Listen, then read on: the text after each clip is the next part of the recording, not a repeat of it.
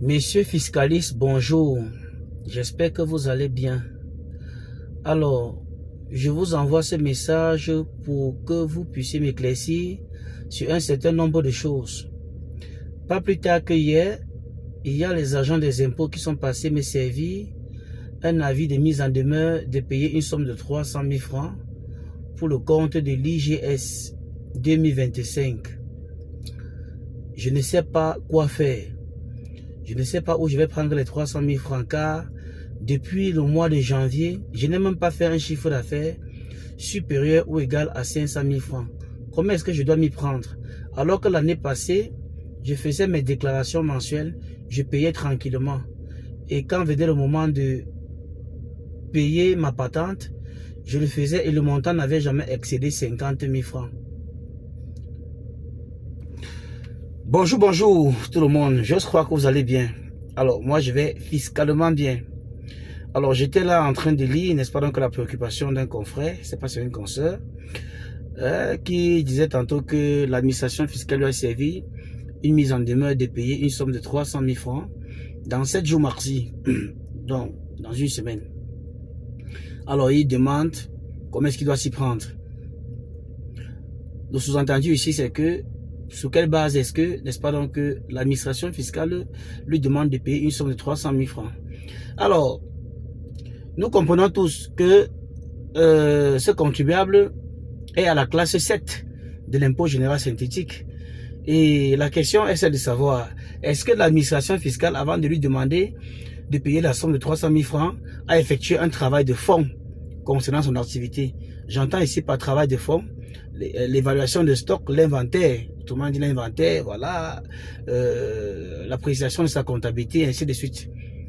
La circularisation, est-ce que tout ce travail-là toutes ces tâches ont été menées? Alors, le contribuable dit ici là que, pas plus tard qu'en 2024, il faisait les déclarations d'acompte sur chiffre d'affaires et il payait. Il a même payé sa patente, ainsi de suite. Donc, mon cher, pour faire très simple, ton impôt général synthétique que tu dois payer cette année aura pour base d'imposition ton chiffre d'affaires constitué en 2024.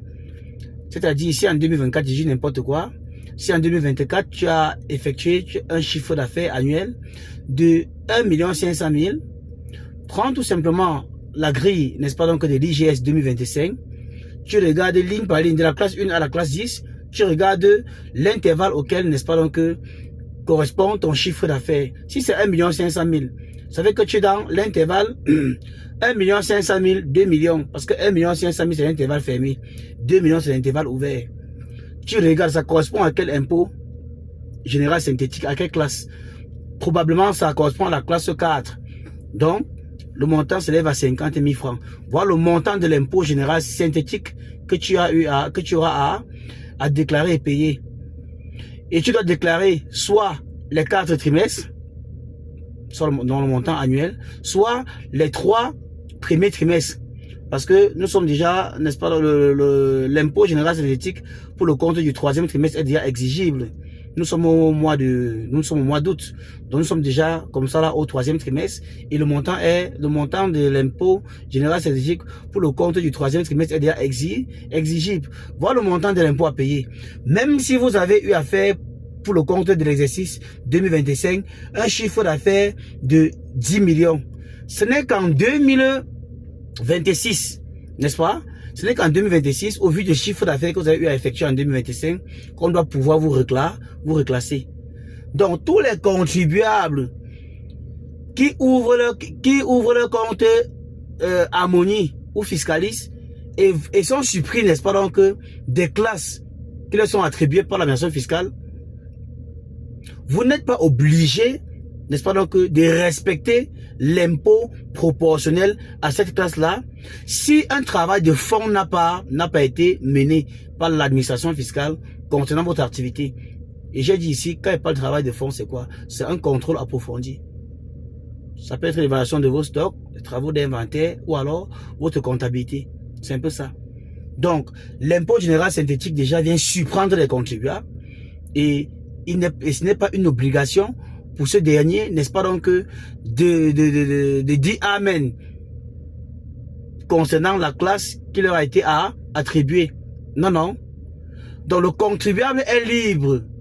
Je dis bien le contribuable est libre de choisir la classe qui lui correspond. Parce que le chiffre d'affaires est prévisionnel.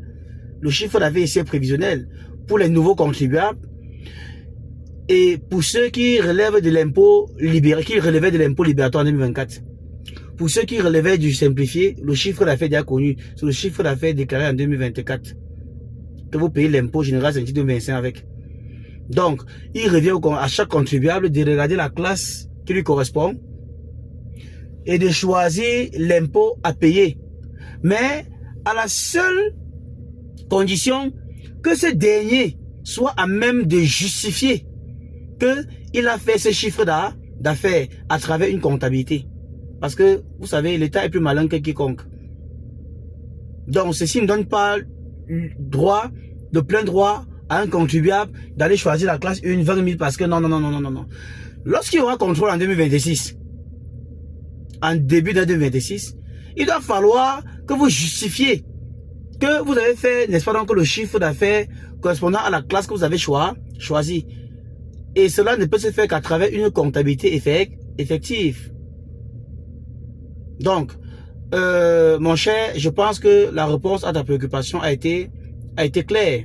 Ok, la réponse a été claire. Prends ton chiffre d'affaires 2024 et puis regarde, n'est-ce pas, donc l'intervalle auquel correspond ce chiffre d'affaires là et fais ta déclaration tout simplement. Voilà. Bon, sur ce, je vous souhaite de passer une excellente journée. Ciao.